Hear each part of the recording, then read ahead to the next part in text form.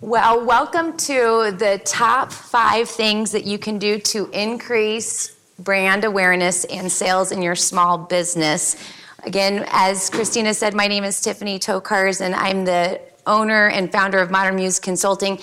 At Modern Muse, we focus on helping individuals increase productivity and profitability. And we have what's called our intentional growth system at Modern Muse Consulting. And one of the components of our intentional growth system is focused on brand. Brand is a topic right now that's pretty talked about, and it's definitely a buzzword. And I find that as I dive in more deeper with my clients on brand and what exactly brand is, it gets confusing for people.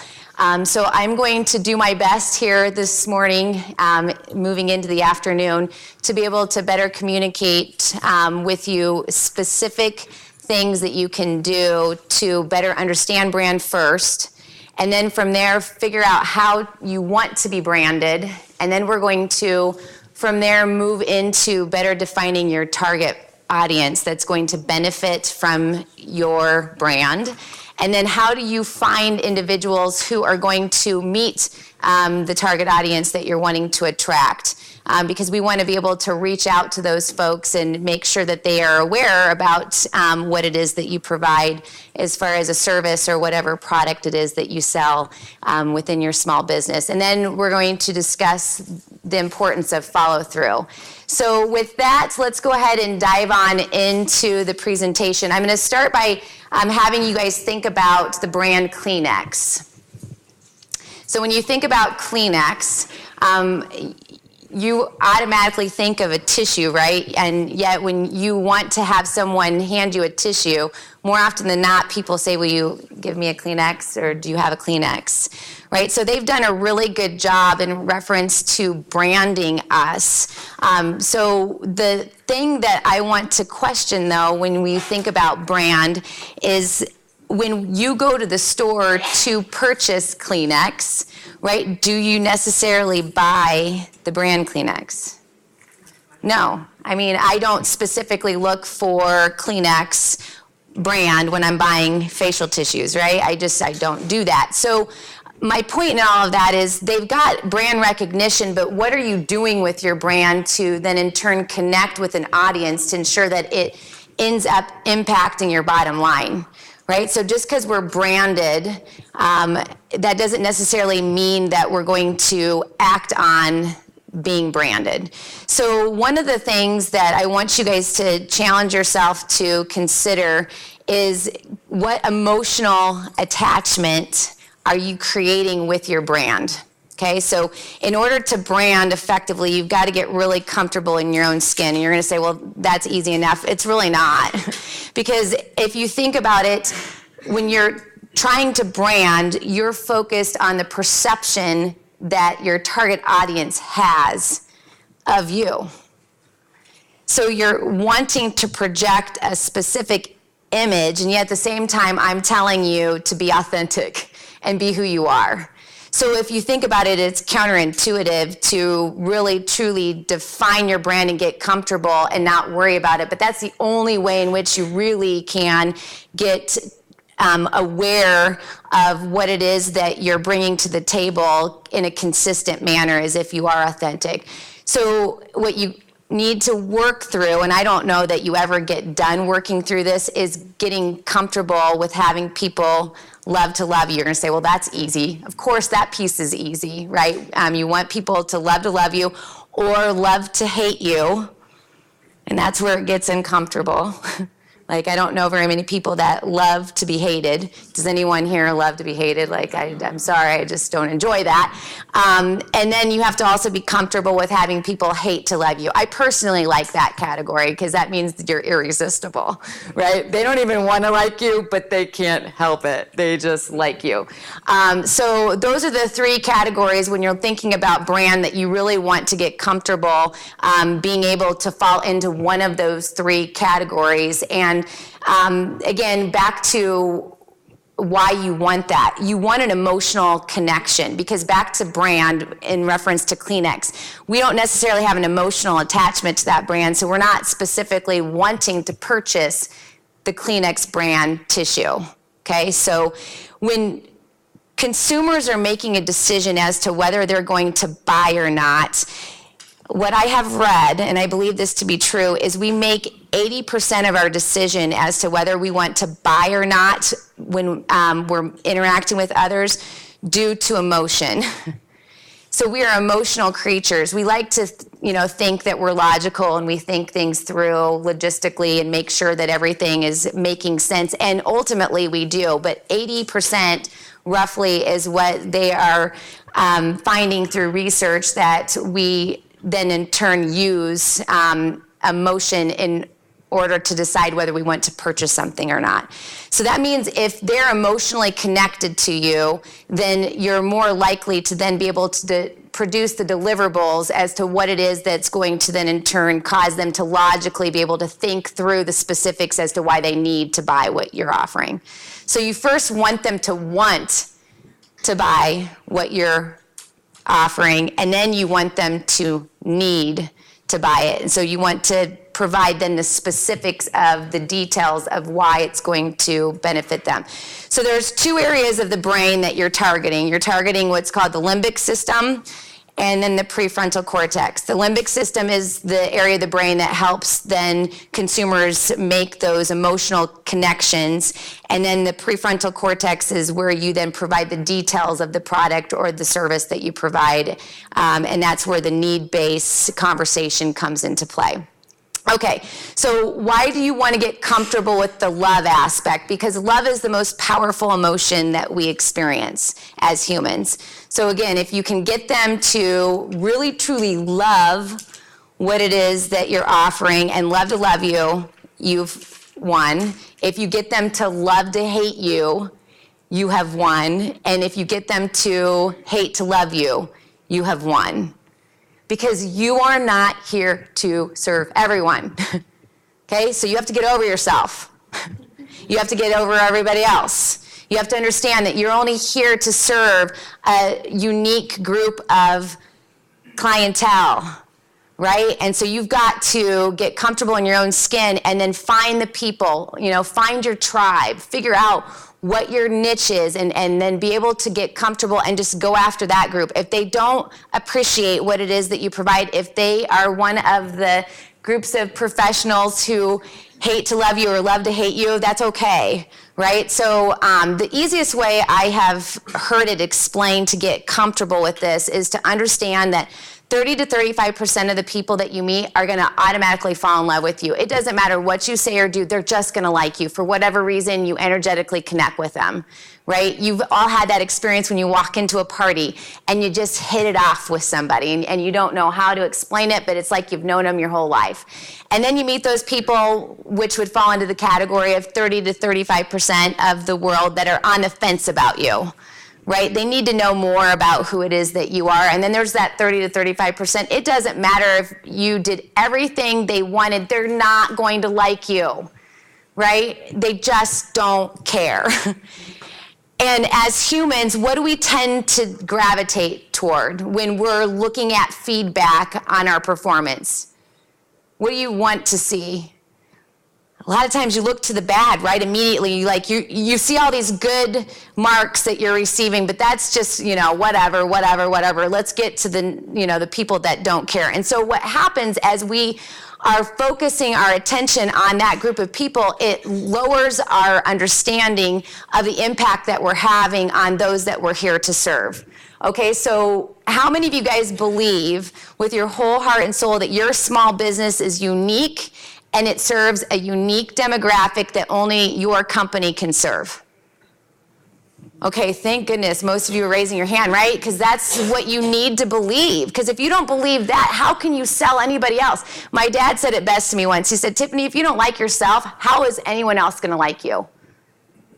Right? You don't even like yourself. So I thought about that from a perspective of your company. If you don't believe wholeheartedly that your company is the best in your industry, that you are doing everything you possibly can, and you're delivering upon brand standards that are high and are focused on integrity and what it is that you want to bring to the table, you're missing the mark, right? So it starts with belief. And so the first thing that I want you to focus on in reference to increasing brand awareness is to better understand your brand. So I want you to think about this and just think about the history of your company, the history of you as a professional, and I want you to think about your strengths, your weaknesses. I also want you to think about the things that you hope that people say about you when you leave the room. Right? As a small business owner, you're not just selling your brand in reference to your small business, you're also selling yourself every day, right? People are buying what you offer through your business, not just because of your company, but also because of who it is that you are. When you are purchasing a stock, right, you're not buying a company's stock, you're buying the leadership of that company, right? You want to know the details of how have they led companies in the past. So when you're looking at personal brand, the easiest way that I can explain it is to have you consider what you want others to think about you when you leave the room. So what I'd like for you guys to do, and I know that some of you guys have already met, some of you already know each other, I really would like to invite you at this point to find someone you do not know, exchange business cards with them, and I want you to share the 5 things that it is that you hope when you leave the room that others say about you personally. So I'm going to put you on the spot here, and so I'm going to ask that you stand up and move from your table and find someone to share 5 things that you hope that others say about you when you leave the room. So my hope is that you met someone that you found interesting. I'm sure that you did. And I also hope that you take the time to jot these 5 things down. Because if you ever have self-doubt, like I do from time to time, right? I'm human. Those doubts creep in at times. It's important to remind yourself of what it is that you want to be remembered by. Right? Because as you reposition your thoughts around what it is that you want people to remember you by, I think it's a lot easier to redirect your focus, right? And remember that that is how you show up 99.9% of the time, right? There are times that you might not hit the mark exactly, and that's where you want to have the ability to then in turn look at that list and say, okay, I didn't do exactly what I wanted in that situation, but here's an opportunity for me to be intentional. One of the things that we focus on at Modern Muse is helping our clients train their brain, and I don't know if any of you guys have heard of the importance of being able to stay laser focused on overcoming your limiting beliefs, but there's a lot of research that has been done that believes that if you listen to a guided meditation every day for 90 days, you can reprogram your brain to overcome limiting beliefs. And then from there on out, you spend the majority of your day being intentional versus reacting.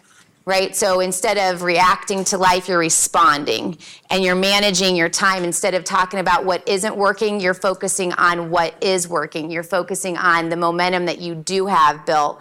And as you do that more consistently, you're not wasting time procrastinating. You're not wasting time complaining about what you don't have. Instead, you're better leveraging all the resources that you do have, right? Because each and every one of you in this room is blessed. Right?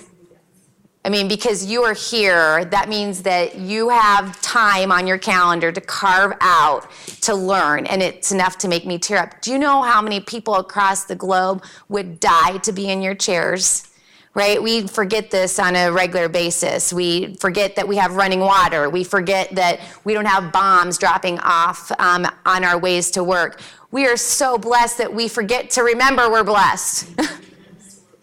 We take so much for granted. And so, and me included, don't think that I every morning get in my shower and think, oh my God, I'm so happy I have running water. Because I don't. but I like to remind myself in front of groups because I think it's important. So the one thing you do have control over, so back to why I'm saying that specifically in reference to brand, is you can't control what other people think of you. You have no power over anybody, and half the time you don't even control yourself, so why are you trying to control anybody else, right?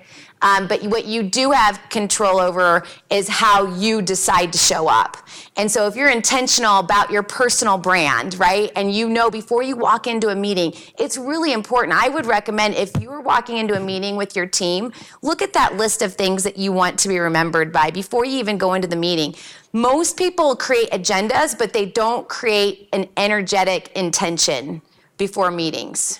Okay, and energetic intentions are more important than the agenda itself because people are going to remember how you made them feel more than they're going to remember the specifics of what you say, right? So what you can define is how you show up, and at the end of the day, other people's opinion of you is nothing about you. It's all about them. Have you ever thought about that for a second? I mean, really, truly, it has nothing to do with you. Okay, so what I want you to do from here now is I want you to think about the value your company provides. So your company provides a specific value or you wouldn't be in business, okay? So either your product adds value or the service that you provide adds value. And now that you've started to contemplate your personal brand, I want you just to take a second, and I'm not going to give you enough time, unfortunately, today to go through and specifically articulate to others what you want your company brand to be. But I really want you to think about this because it's important. And for any of you who want to have a specific conversation with me after this presentation, I'm providing complimentary consultations to each and every one of you for being here because 45 minutes to talk about brand is not enough. And each of you have individual needs and individual specific issues that you're faced with. And I have to generalize my presentation, right? So you can reach out to me and schedule those complimentary consultations if you want to have a follow-up conversation about your brand, because I think it's important. With that being said, I do want you to start contemplating the value that you add through what your company provides. So when you're thinking about your brand and the impact that you're having on others, you should be providing something, right, that is worth their time. So maybe it's an experience, maybe it's an ambiance that you set that provides them an opportunity to relax. Maybe it saves them time, money, energy, whatever it might be. I know within my company, we've kind of switched gears because one of the things I've found is working with small business owners is they're time poor, right? They are so time poor. And so we started to add services like picking up dry cleaning. And that sounds so ridiculous to some people because you're like, well, you're a consulting firm. But you know what? I can't have my clients increase productivity and profitability if they're picking up their dry cleaning and they're cleaning their homes and they're mowing their yards. Like, it's so simple, and yet it's not, because sometimes people get such a habit of just doing all this stuff. I, as a small business owner, encourage you guys to look at taking the time to do a time study. And I know this isn't specific to brand, but it is, because if you're time poor, you're not showing up the way you could show up. Right? If you're exhausted and you're running on fumes, are you as intentional about your brand and the presentation of your brand and the deliverables that your company is delivering on? It's impossible.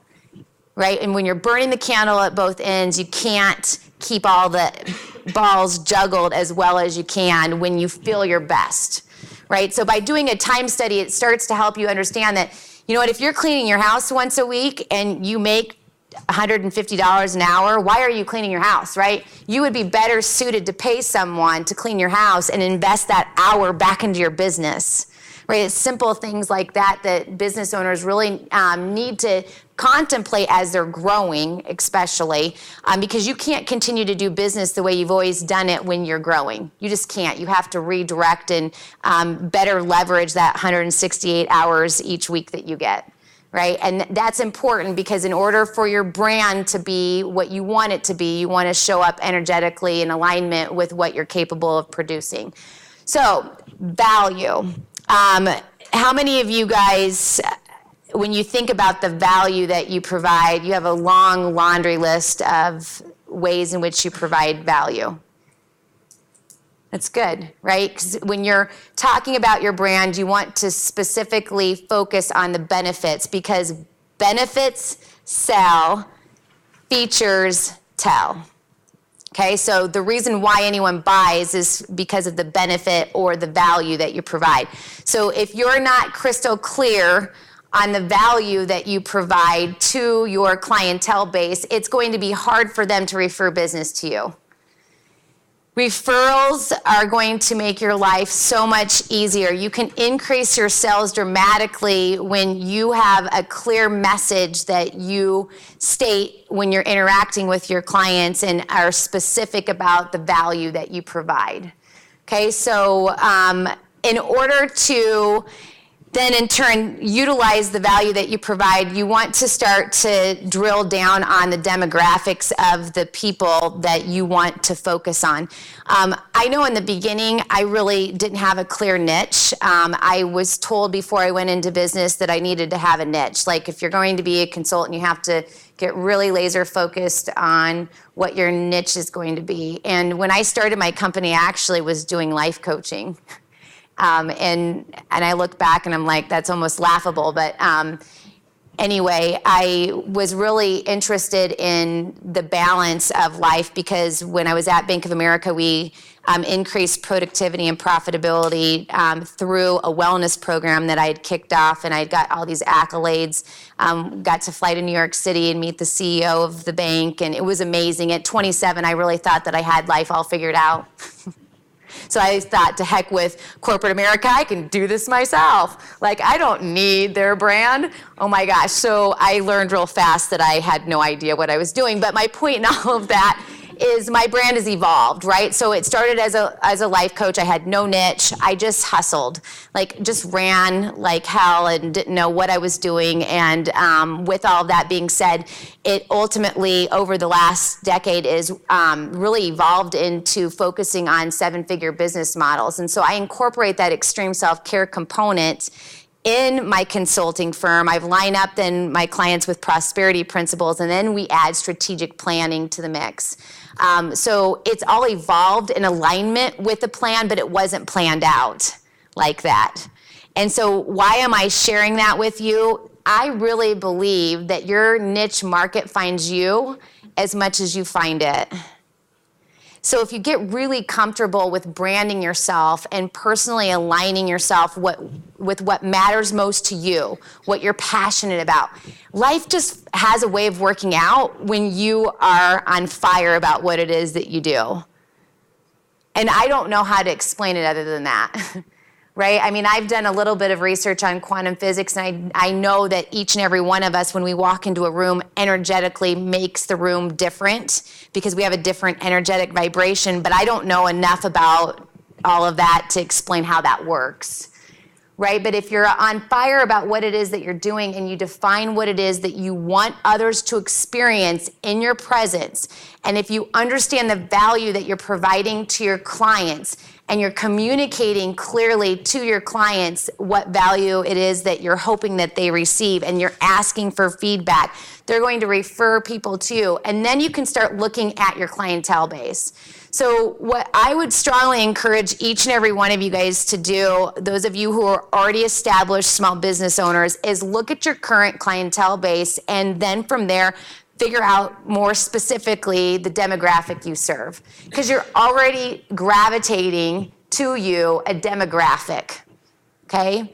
Through the years, we really have developed a niche focused on small business owners and sales professionals, and that's the niche I want to focus on. It's the niche I'm best suited for. It's where my education, my experience unite, and I provide the most value. Right? So with that being said, I'm going to give you guys another opportunity to interact with someone new.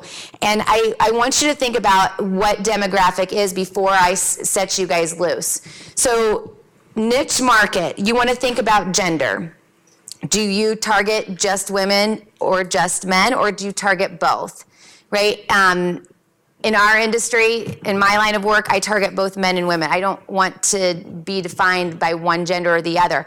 That doesn't mean that I might not have gender-specific groups, right? Or so you can play with that, but I want you to figure out, in general, what gender do you want to target, or do you want to target both genders? Then I want you to think about age, okay? Roughly what age group is going to best benefit from the value that you provide, okay?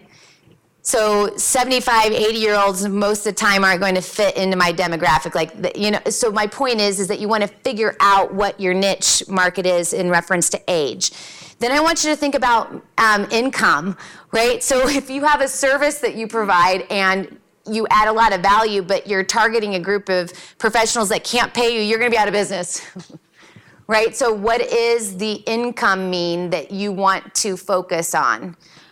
So I want you to think about, then on top of that, education. So are they educated or are they not educated? And from there, I'd like for you guys just to stand up and have a dialogue around how it is that you might be able to better attract to your business the target audience that you want to have attracted to your brand, okay? So what I have found through the years is when we get out of our own industry and start having dialogue with professionals who are out of our industry, we have creative ideas surface and things that might come up in dialogue that I don't even have as an idea. And I really believe what Oprah said, if you're the smartest person in the room, find another room. And so I'm in the right room. So I know you guys are smarter than me, and so I'm gonna ask you to use your intelligence, go ahead and stand up and find someone new and share some ideas. After you find out more about their business, more about the demographic in which they want to target, what ideas do you have to provide to them that they might not have came up with? And then just have a conversation both ways in reference to that. I've always wanted to have a yardstick and these presentations. I thought it would be fun, right? Follow people around back to their chairs. Anyway. All right, so what are some of the ideas that you heard? I'm curious, before we move on to the next thing that is going to help you increase brand awareness and increase sales. So what are some ideas to target your demographic that you want to target that surfaced in conversation? Anyone willing to share? Yeah. I think for me, it was basically upscaling my thinking. From smaller, what felt more approachable to me. Yep. To upscaling to a more mid-range. Find that income demographic and that size demographic that's maybe not as comfortable for me, but would maybe have the more investment. One of the things I have found as my business has shifted direction and focused more on seven-figure business models is the value I provide is better received at that level than it is at the level that I was targeting. Mm-hmm. And so the point in that is I was holding myself back from targeting an audience that could better receive the value that I provide because I felt like, why would they want to work with me? Right. So to your point, understanding the value and then having the confidence to project what value I provide has made all the difference in the world. And then that brand awareness starts to then in turn spread, and then referrals start coming in, and then you can't keep up with the business that you wanted to have to begin with, which is awesome. Yeah, so that's a great point. I'm so glad that you brought that up. Anyone else want to share? Yeah. Hi, I didn't get to meet anybody. I've been photographing. One of the things that I help people do, I'm here helping with TIffany along with this, is helping people visualize your personal mission, your company's personality, your quality, your values, and help connect with people that you're trying to connect with. So better headshots, shots of you working like Tiffany's doing today. I'm going to help Tiffany project to her audience exactly how she gets out there and reaches out to people. So things like that, and connecting with detail shots, and just finding those things that make you you, gathering those up and creating a visual series of images for social media, for your websites, for those ways, because you can connect verbally, but one of the most powerful ways that you can always connect with people, especially online, is visually. And personalized images really goes a long way. Awesome, thank you. So Who else would like to share? Yeah. I think time management was really interesting. You had mentioned because, and especially specifically with value, and specifically also with the size of the business you're playing with, because if you're spending most of your time trying to educate that client on the value of your business, I mean, it turns into a total waste. Yep, I quit selling a long time ago. I tell my clients, like, don't sell. You're not, just educate enough, and if they don't get it, move on. Because they're not your target audience. Yeah, if you're holding their hand the whole time. Absolutely, I couldn't agree with you more. Clients like Absolutely. that already understand my business and already understand the value I bring to the table. I don't sell them like, sorry, I'm trying to remember your name. Matt, thank you. He brings, I'm not in this, I'll probably destroy this, but, he brings into play this idea that you can come in and do market analysis and data and things like that. Well, it's very valuable for our firm because we can grab somebody like that and bring them on and explain to them that this is very essential to the research process. Yep. And you have to add, a value to that. There's a price tag to that. And if you spend most of the time explaining what this is and what you're actually getting, you're able to get it in the first place. Yeah. It's just, you're taking 3 steps back. Yeah, I love that. Thank you for sharing. Anyone else willing to share? One thing that Lori brought up was, of course, social media, and that's a really powerful way for you to leverage free marketing. So, of course, nothing's free because it takes time. But being aware of the image that you want to project, back to those 5 things that I had you have a conversation with someone about, that you hope that when you leave a room, people think about you. Think about how it is you're projecting yourself online. Are you projecting yourself in alignment with those 5 things? Right? So when's the last time that you posted a picture of your family? If you're always posting stuff about business or always posting about, they're not getting a full picture, back to what Lori was saying in reference to the image that they're then in turn thinking in reference to you. So that's something to consider when you're thinking about targeting your audience. One of the things that I spent a lot of time doing in the beginning was networking, but what I have found, back to my clientele being time poor, I don't spend near the amount of time networking that I once did. Simply because the decision makers of companies aren't networking, right? They're busy working in their business, not on it. So they might be having someone go on their behalf that's representing their company, but then I'm not really getting to meet that professional that I want to meet. And so that's not something I do as much. Now, that's not to say that networking is not a great opportunity, because I believe that it helped launch me. But as your business morphs into the direction that you want it to go, right? You have to constantly assess where you're investing your time. Are you getting a good return on your investment of time, or do you need to redirect it? Because if you're spending your time doing activities where your target audience is not there, right, then it's not a good use of time, right? So any other ideas before we move on in reference to being creative about attracting more of the target demographic that you want to draw to your company? I have a unique idea. So I work with medical offices, small and mid-sized medical offices, and have been targeting doctors, whereas I should be targeting the clinic administrators, because they're really the gatekeepers to the doctors. Yeah. And so it was suggested that I consider direct mail. And so, because a lot of times the people handling the mail, they won't necessarily throw away the ads, but if it's colorful and my brand is bright enough, get their attention, they go through the office. Yeah, great, thank you. Mail's not dead. Yeah, it's not. It's not that, that's true. And the other thing, think about centers of influence, right? Who is it in your Rolodex that you should reach out to that can refer business to you? Right, those are people that you want to be aware of. When I worked at Bank of America, they said to have an A, B, and C list. So your A list would be someone that refers on a consistent monthly basis. Your B list would be professionals that refer once every 3 months. And then the C list would be just the every once in a while. So if you start to better understand where your referrals are coming from, then you can, again, be more intentional about reaching out to those centers of influence to continue to keep those relationships strong. One of the things that they had recommended that we do would be to purchase a subscription to a magazine of your referral choice,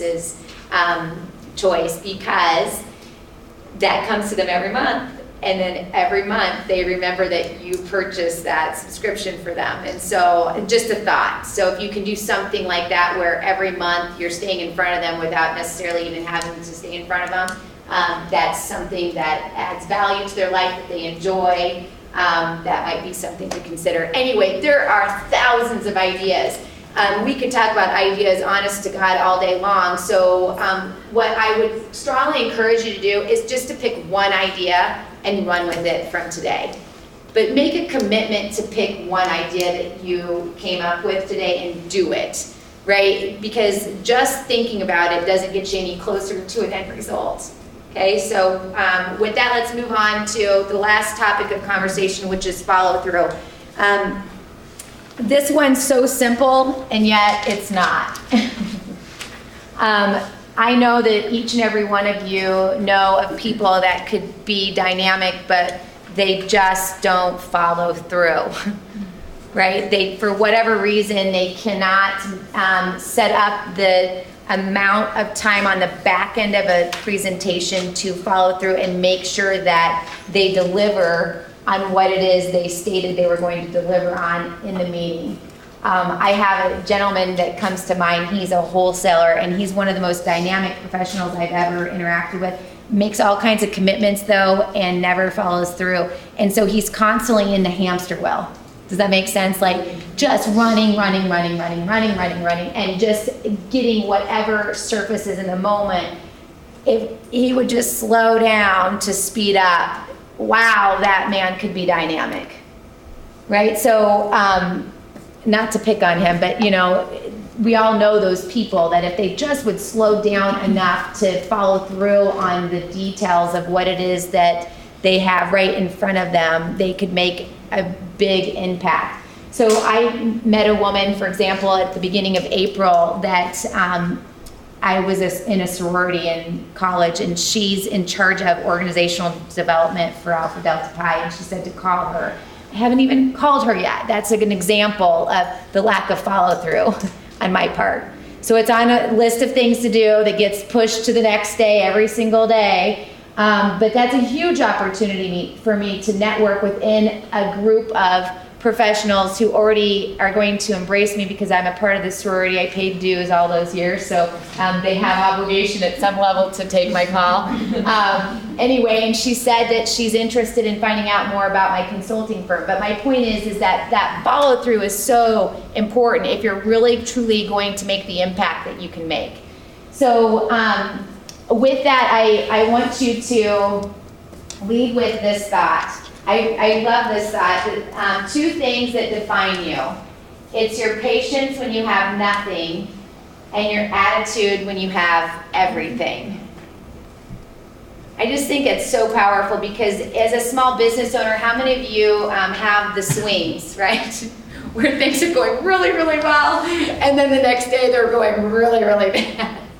Right? And so if you can remember just to balance yourself out and realize like it's never as good as it feels it is, and it's never as bad as it feels it is. It's somewhere in between. And I think that helps you as you're following through and your commitments that it's always working out in your favor whether you realize that or not. So with that, I want to wrap our conversation up here on what exactly we talked about so you can go back through your notes and remember what it is we discussed. So we talked about what exactly is branding and used Kleenex as an example about how they branded us, but do they create an emotional attachment to the brand in a way that's going to cause us to buy, right? So I want you to create an emotional attachment so people buy what it is that you're selling, okay? And then looking at what you want to define your brand as, both personally and then contemplating what you want your brand to be in reference to your company, and specifically what value do you provide so you can then in turn better define your niche market. looking at your current demographic that you're currently serving, and then figuring out, do you want to continue to serve that demographic or not, will better help you define how to message what it is that you're providing to your clientele with that, and then moving into the follow-through piece. So I'm going to go ahead and open up the floor for some questions real quick, and then we're going to wrap up our dialogue today. So with that, does anyone have any questions that you would like to ask? Yeah. So, part of the talk was about finding your niche and more defining the type of clientele that you take care of. Now, a lot of the marketing that we've been told up until now has been the cheapest marketing to the customers you already have. But kind of based off of what you're saying, about 30% of those are people that are trading out and just you're not going to make them happy at some point. Right. So how much emphasis would you put on acquisition versus retention? Okay, that's a really good question. Can you repeat it, Tiffany, just for the recording? Would you say? Can you repeat the question? Just Oh, absolutely. So the question is, how much time do you spend on customer acquisition versus retention, right? Correct. So that's a loaded question. First of all, I'm going to answer it with this. Sprint, when I lived in Kansas City, which was in 2008, they sent out a message to the community that basically they were no longer going to keep clientele that complained. So they cut the bottom 20% of their clientele, gone. They sent letters out to them and they said, we're clearly unable to make you guys happy because we've documented how many times you call in and complain, and we want you to be happy. Therefore, we're giving you the opportunity to go ahead and find a new cell phone provider. Because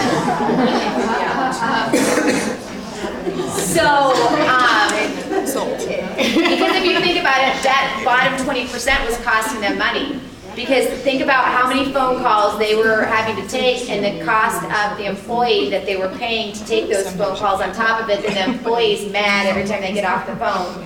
And bottom line, it was really causing a lot more issues than what it was worth, clearly, to their viewpoint. And anyway, so I know that doesn't directly answer your question, but it indirectly does, because it frees you up to take care of the people that love your company even more, so you can give more focus to those that really understand the value that you provide as a company.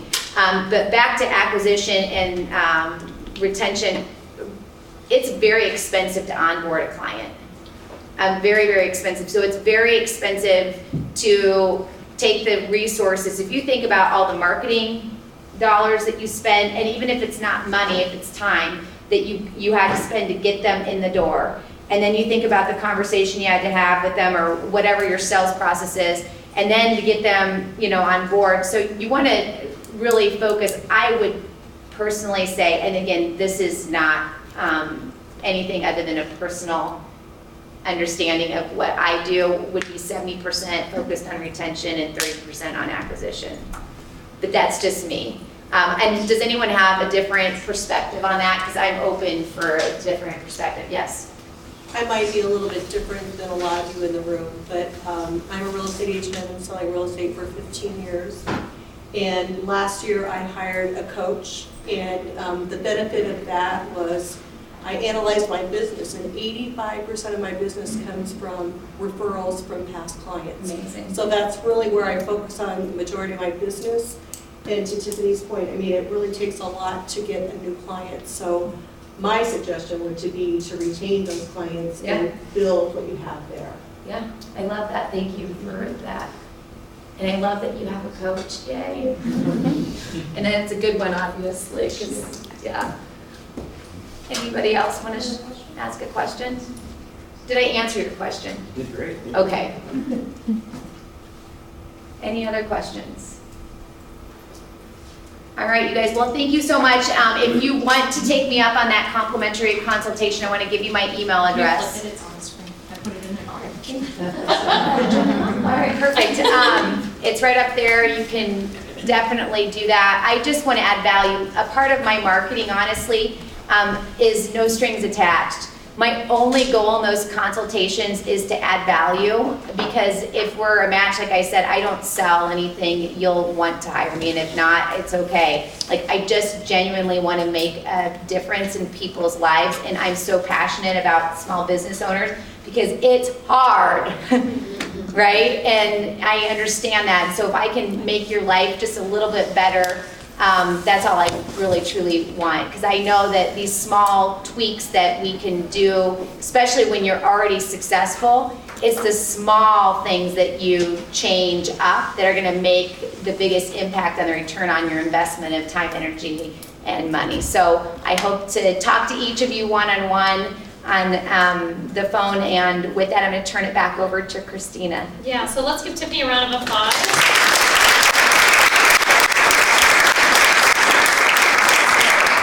Thank you, Tiffany, for being here today. All our speakers have actually donated their time. They believe in the passion and the mission that you're all serving as small businesses. They've all donated their time to be here, and that's a dedication on their part. Because again, we're all time starved, as she said. So her being able to be here to help us today was an amazing donation of your time. So I truly appreciate that.